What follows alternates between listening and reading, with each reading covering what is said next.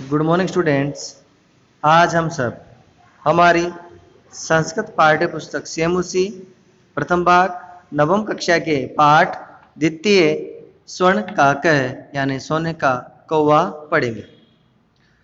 प्रस्तुत पाठ श्री पदम शास्त्री द्वारा रचित विश्व कथा शतकम नामक कथा संग्रह से लिया गया है, जिसमें विभिन्न देशों की 100 लोक कथाओं का संग्रह है। लोक कथा से तात्पर्य किसी भी देश में कुछ कथाएं प्रचलित होती है अपनी लोक भाषाओं में, जनमानस के अंदर वे जो कथाएं होती है उन्हें लोक कथाएं कहा जाता है।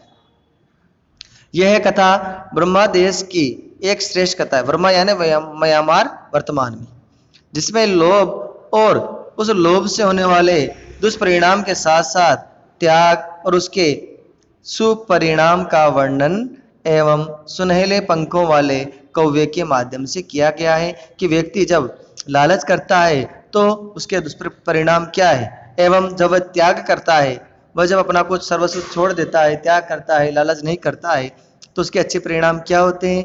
यही इन बातों को कथा के माध्यम से एक कौवे के द्वारा दर्शाया गया है। पुरा कस्मित ग्रामे एका निर्धना स्त्री निवसत। पुरा यानी प्राचीन समय में किसी गांव में एक निर्धन वृद्धा स्त्री रहती थी।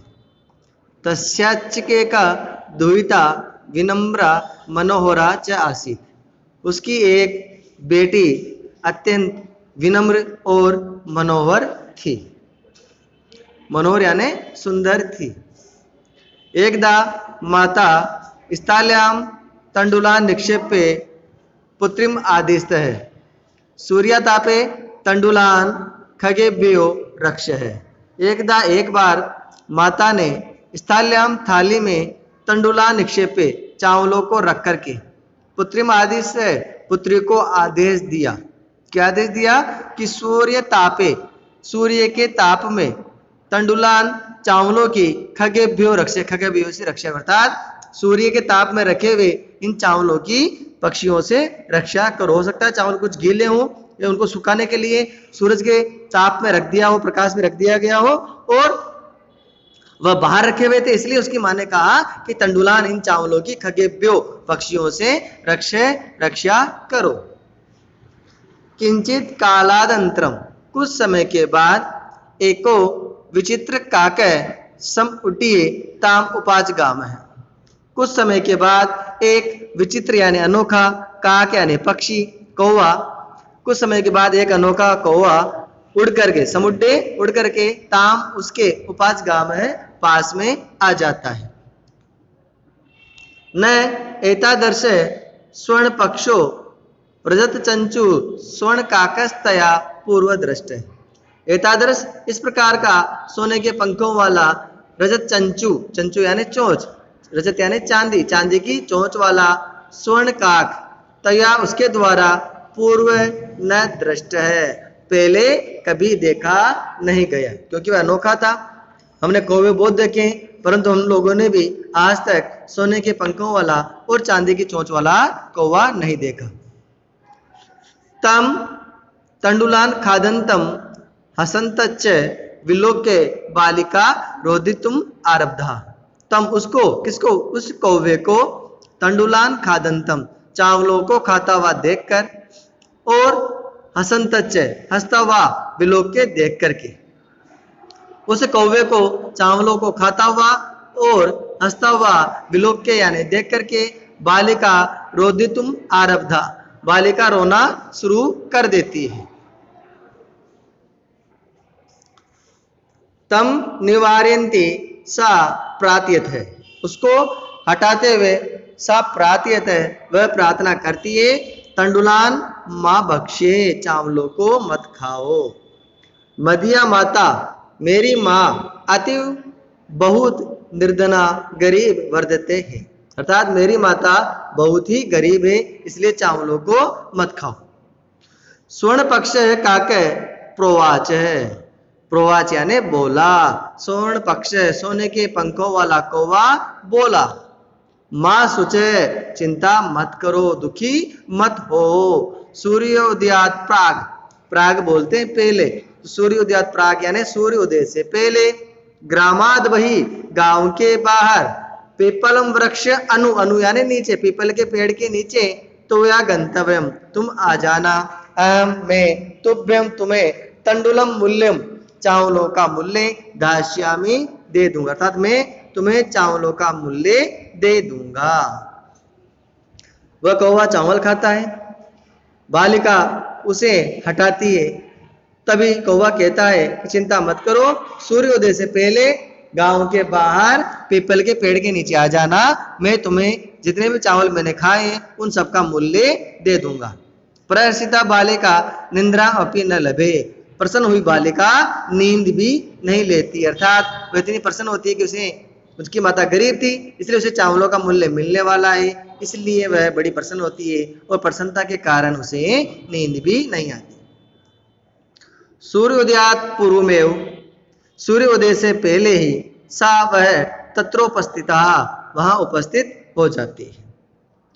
वृक्षस्योपरि विलोक्य सा आश्चर्यचकिता संजाता, अर्थात वृक्षस्योपरि पेड़ के ऊपर देख करके वह आश्चर्यचकित हो गई। क्यों हो गई? बालिका ने ऐसा क्या देखा कि वह पेड़ के ऊपर देखते ही आश्चर्यचकित हो जाती है कि क्या है यहाँ पर? यहाँ पर स्वर्ण में प्रसादो वर्धते, सोने से बना हुआ महल है। यदा कहा के सहितवा, जब, यदा यानी जब, कौवा सहितवा सो करके, प्रबद तथा उड़ता है, तदा तब, तेन उसके द्वारा, स्वर्ण गवाक्षम, अर्थात स्वर्ण यानी सोना, गवाक्ष बोलते हैं खिड़की को, सोने की खिड़की में से कहता है, तो वह उसके द्वारा सोने की खिड़की में से कहा जाता है, क्या कहा जाता है? अहो बाले, अरे बालिका, तुम आगता, तुम आ गई, तिष्ठ रुको, अहम तो करते, मैं तुम्हारे लिए सोपानम अवतरयामी, सोपानम यानी सीढ़ियां, अवतरयामी यानी उतारता हूं, क्योंकि वह कौवा का महल पेड़ पे था इसलिए वह बालिका को खिड़की में देखकर कहता है, अरे तुम आ गई, रुको, मैं तुम्हारे लिए सीढ़ियां उतारता हूं, सोपानम उतारता हूं ताकि तुम ऊपर आ सको। तत्कथे, इस प्रकार कहकर वह स्वर्ण में, रजत में, ताम्रमय व अथवा, इसके बाद वो कहता है स्वर्ण में सोने की, रजत में चांदी की, व अथवा ताम्र में, अर्थात वह सीढ़ियां के लिए पूछता है कि सोने की उतारूं, चांदी की उतारूं या तांबे की उतारूं। तभी कन्या प्रोवाचत है, कन्या बोली, कन्या ने उत्तर दिया, क्या कहा? अहम मैं निर्धना मातो दुहिता अस्मि, मैं गरीब माँ की दुहिता हूँ, बेटी हूँ, इसलिए ताम्र सोपाने, तांबे की सीढ़ी से ही आगमिष्यामि, आ जाऊंगी। देखिए वह बालिका बड़ी ईमानदार और सरल स्वभाव की थी, वह अहंकार नहीं करती है और उस कौवे को कहती है कि मैं एक गरीब माँ की बेटी हूं, इसलिए तांबे की सीढ़ी से ही ऊपर आ जाऊंगी। परंतु स्वर्ण सोपाने सा स्वर्ण भवनम आसादत है, प्रसादत है, अर्थात वह सोने की सीढ़ियों से, परंतु सोने की सीढ़ियों से ही वह, सा यानी वह, स्वर्ण भवनम आसाद, सोने से बने हुए उस भवन में प्रवेश करती है। चिरकालम भवने चित्र विचित्र वस्तूनि सजितानि दृष्ट्वा सा विस्मये गतः,